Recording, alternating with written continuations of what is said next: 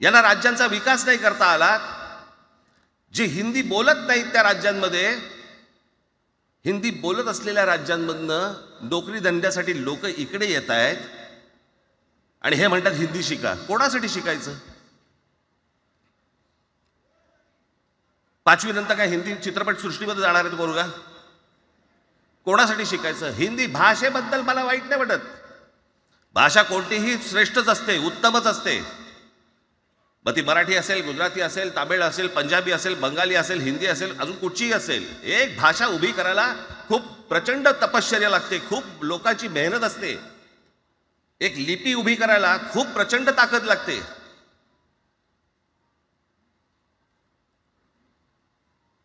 अशाच भाषा काय उभ्या राहत नसतात.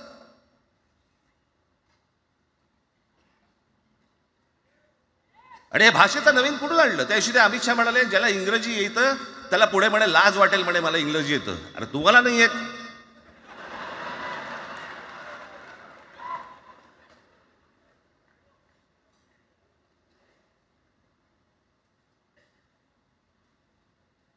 या संपूर्ण हिंद प्रांतावरती 125 वर्ष, 1400 वर्ष मराठ्यांनी राज्य केलं. 1400 वर्ष इतक्या राज्यांवरती आम्ही राज्य केलं. त्यावेळेला राज्यच नव्हती, पण जे प्रदेश होते त्याच्यावरती राज्य केलं. आम्ही मराठी लादली